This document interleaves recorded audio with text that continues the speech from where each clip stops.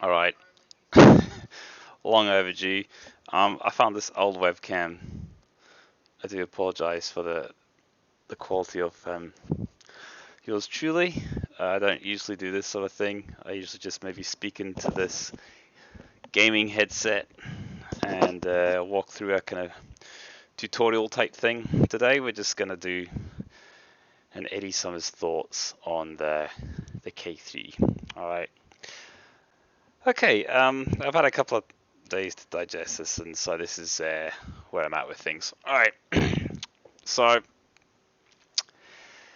it's let's go through this list. All right. Okay. So first of all, it's 26 megapixels.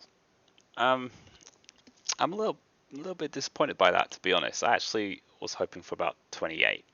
I think the difference between 24 and 26 megapixels is not that big a difference. So for people like me on a KP, this is less of an incentive to upgrade. Um, so yeah, that's strike number one. It's 2021 for APS-C crop. I want a little bit more megapixels, but okay, it's better. Let's move on. Next thing.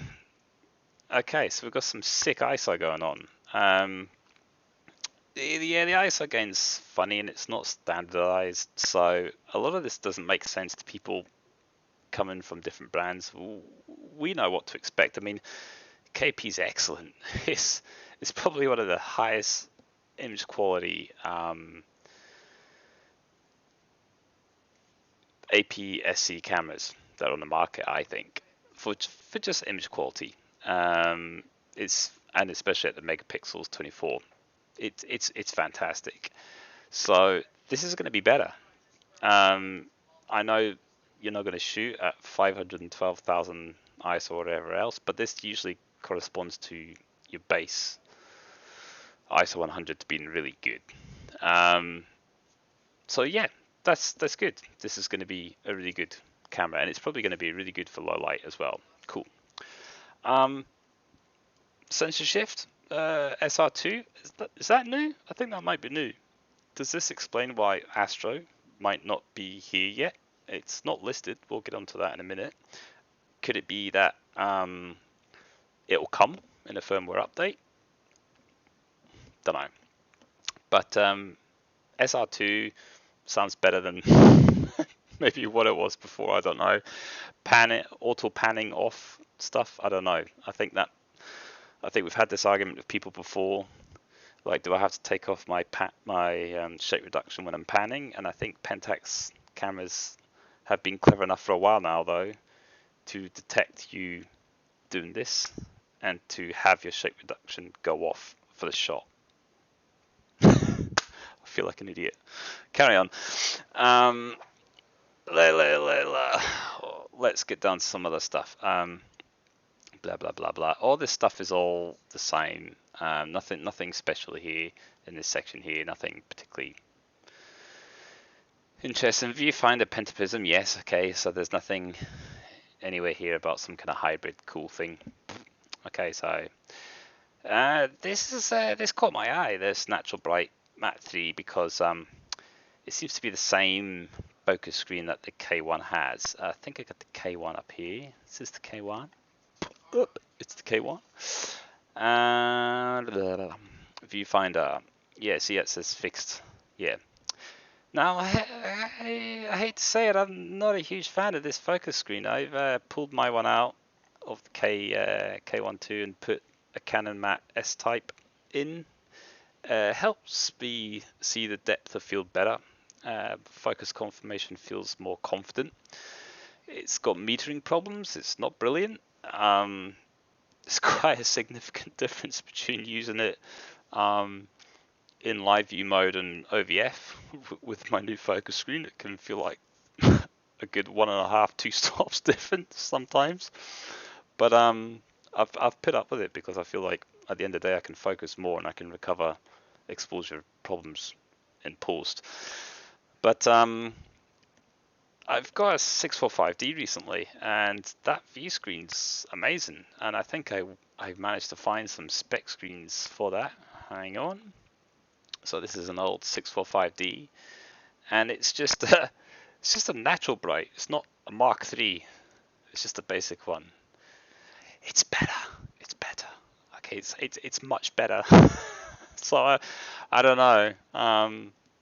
I was actually hoping to see maybe a new focus screen in this particular model, and maybe it would say to people like me, you've got an issue here. It's not that great for manual focusing. Your screen sucks a little bit. It could be better.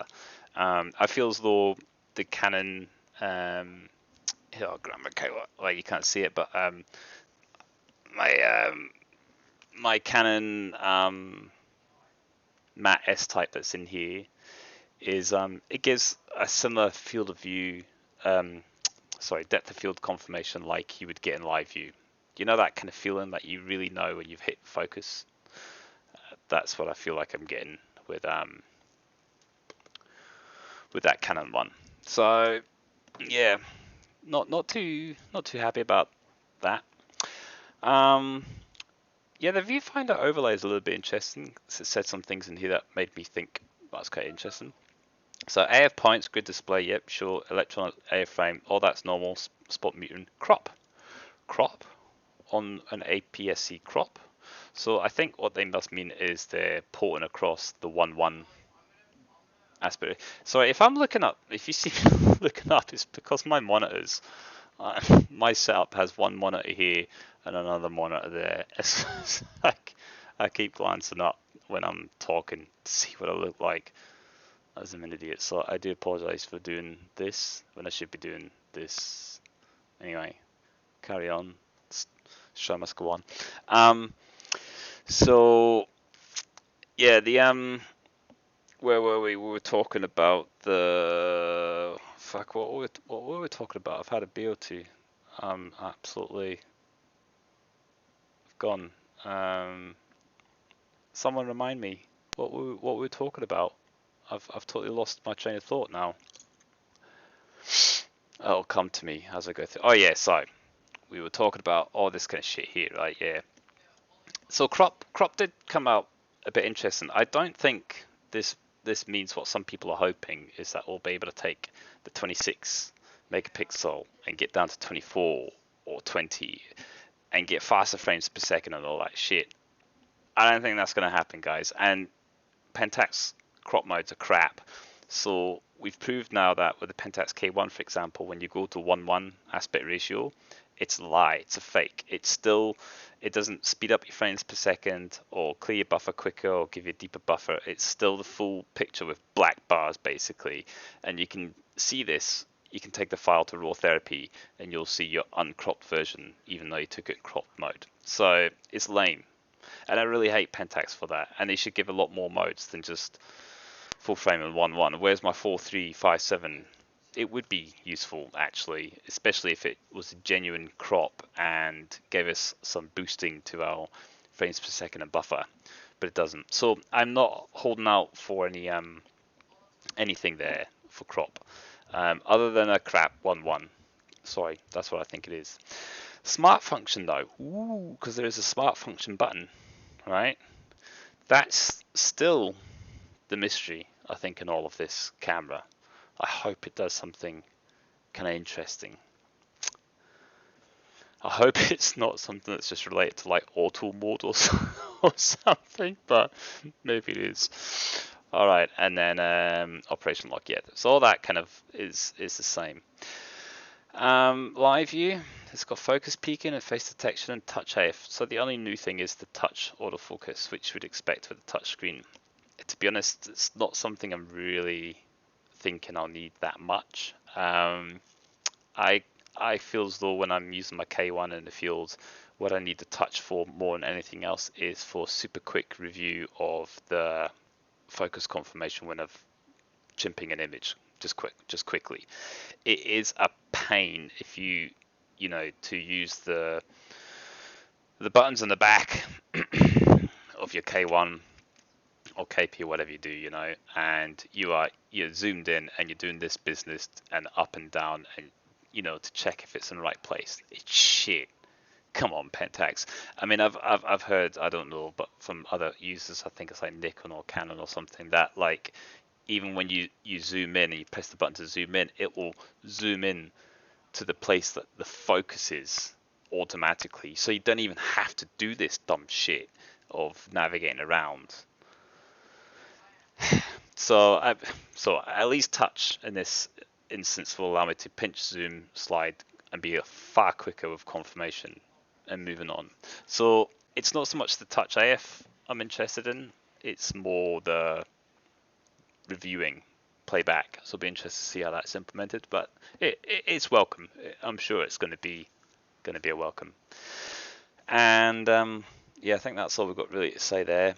Grid display 4x4 golden section square. I think a lot of that is standard. LCD monitor, it's a little bit higher. So the dots there are a little bit better than the K3iii. The K3iii is still 3.2 inch, aspect ratio 3.2, but it's got 1037 dots, and K3's got a bit more, so slightly crisper, better for review maybe. That's cool. And capacitive sensing, yeah, we knew that. Blah blah blah blah blah. Still got the night vision, nice. White balance, yeah, nothing different here. Autofocus, okay, so the autofocus is better, right?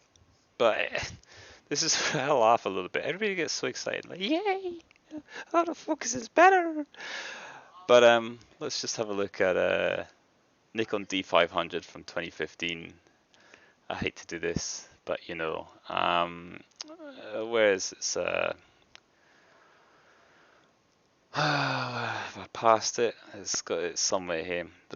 Okay, it's only 20 megapixels, 21. Okay, 20-ish, 20.1, 20.9. Sorry.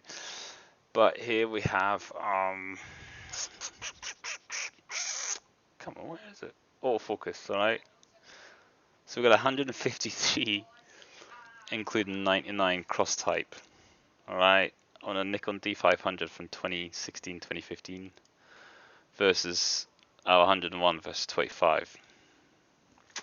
So we're still seeing Nikon smash this one out of the park. All right, so it's going to be the best Pentax autofocus, but and I think the big question mark for all of us is it, how well is that going to play with our lenses that have already been developed and done?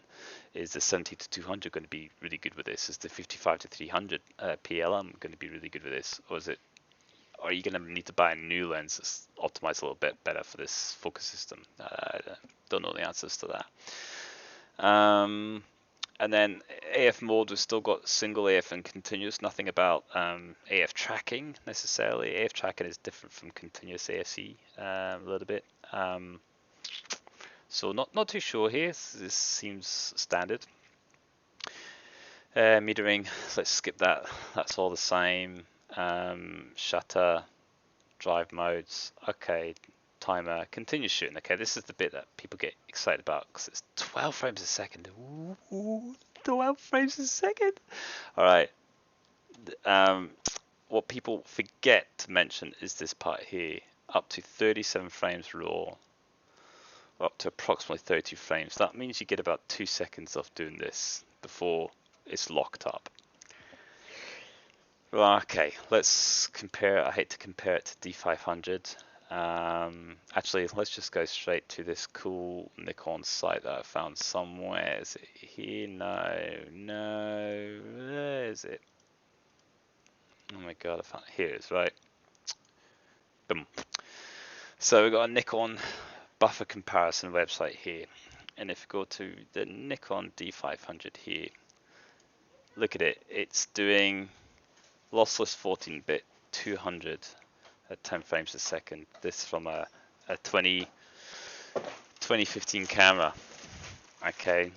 I don't know, you might say something like, you know, it depends, you know, because, you know, it's only 20 megapixels, right? Pentax K3iii is 26, all right? 2680. So, but look what the D850 was doing. The D850 is a little bit old now. It's a 47 megapixel full frame. It's still managing a whopping 51 buffer 51, or 12-bit 170 and at 79 frames a second. So remember, this is 2015-16 Nikon Tech versus 2020-21 Pentax. This is not great. Now, I don't know enough about this genre, but for me, this camera, this K3iii, it's all about this. All right, they've pissed so many people off by not having a flippy screen. Astro seems to be gone. GPS is questionable. All this kind of stuff. Right, so it's not a landscape camera. It's not even a kind of general purpose camera anymore. It's becoming a real action wildlife photography camera, in my opinion. That's who's going to want this camera. And I'll leave it to you guys to know whether you think that's workable. 2 seconds of bursting and then you're locked up, or whether that's just unusable. It feels like to me a Nikon D500 would get way more keepers, and you can just forget about that constraint, but your image quality is going to suffer, and you're at 20 megapixels. Whereas Pentax K3iii is going to have a higher IQ, it's going to do way better, low light, it's going to be a more beautiful image, but can you work around those constraints? Are you going to lose keepers? For me, I feel like down here we've got like 7 frames a second. That might be okay. You're going to get up to like 37 frames. So at 7 frames a second, you're going to like get about 5 seconds before it locks up. 7's maybe fast enough. I don't know. At the moment, for me, I feel as well I need to take my K1, chuck it into JPEG mode rather than RAW, because you get a slightly faster frames per second than 4.4. I might be able to get that 6 or 7 frames per second in JPEG mode, and just start shooting like that.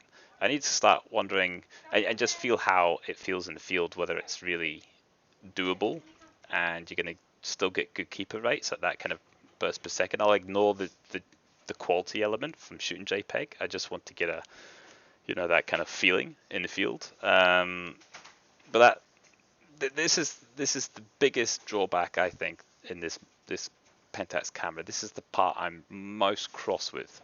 Everything else is okay, but this feels like they've really fucking dropped the ball, epically here. And it is, you have to be a bit of a newbie to fall into this trap. Once you realize that frames per second mean nothing until we talk about buffer, you have to talk about the buffer, but nobody talks about it very often. And not only just the buffer, how quickly it clears it as well. Is it taking advantage of any of these modern SD cards with their 300 megabytes and all the rest of it, or is it just going to be a 75, 90 megabyte SD card again? That's all they can work with. It just feels like they've got old tech lying around in factory that they need to just bung into something, so they're chucking in the K3iii. Naughty Pentax. So no flash, internal flash. Capture settings is kind of standard to what we know. It's under this setting here that you would see something say Astro, and it's not here. So it might not have GPS. What is confusing is I thought I saw the GPS insignia, little, where is it? I don't think you'll not be able to see it probably here, but on the K1 you got the GPS button, but right underneath it there's a little symbol. Now you won't see it, but right underneath that people know there's a little symbol. I thought that was a GPS symbol, and I thought I saw that on the K3. So I thought it actually did have GPS built in. No button, there's no raised bump anywhere on the camera model to activate it externally. It might be something you do in the menu. And I actually thought it had it. So yeah, don't know about that. Then it's got 4K video. Don't care because it's going to be rubbish anyway. It really is. There's a lot more to video than just resolution. So try not to get excited about that is what I would be saying. And everything else is pretty much there. See, I thought there was something here about GPS. There's Bluetooth. I thought somebody pointed something out somewhere about GPS. I'm sure. I can't find it now.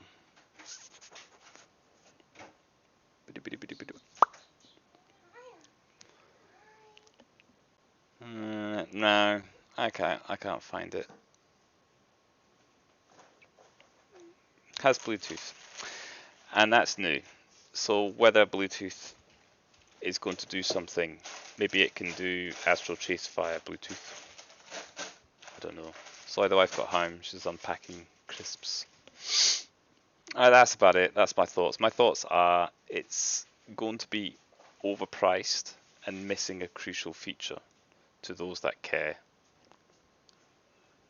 But it is probably going to be the highest image quality APS-C camera, DSLR, non-mirrorless in 2021. I don't doubt that. I think the image quality is going to be exceptional. It's going to be whether it's going to be that much better than the KP and worth the price. For me, I think this is going to be a camera I'll pick up used once somebody buys it, realizes it doesn't do what they want it to do, and sell it on Gumtree cheap. That's probably when I'll grab one. If they're talking about the pricing being as high as what they think it might be, that's a scary thought. Really it's hard. On the one hand, I understand with Pentax again with the pricing, they want to carve themselves a niche and be kind of like a Leica, but at the same time, it's very hard to justify these sorts of things. I feel as though it's something that really is going to be a hard pill to swallow for the people that know what that aren't complete loyal fanboys. I think it's definitely quite a hard pill to swallow. Yeah, we'll see. Yeah, smart function button. Still a little bit of a question mark over that. That's up here. It might do something a little bit more interesting. There might be one more thing up its sleeve. I get the feeling that's what there is. And that might be quite a cool thing. I'm not saying hybrid viewfinder. I think that's gone. But I'm not sure what. I don't think it's just a custom FX button because we've got lots of them already that we can bind to doing different things. I think this has a definite purpose. Maybe it's just a replacement for that dial here. So you can just go to, daylight brightness, LCD screen, spot, matrix, or circle metering, things like that. Maybe it does something like that. Maybe it's just boring. Maybe not though. All right, thanks for watching. Let me know what you think. Cheers. Good Friday for you.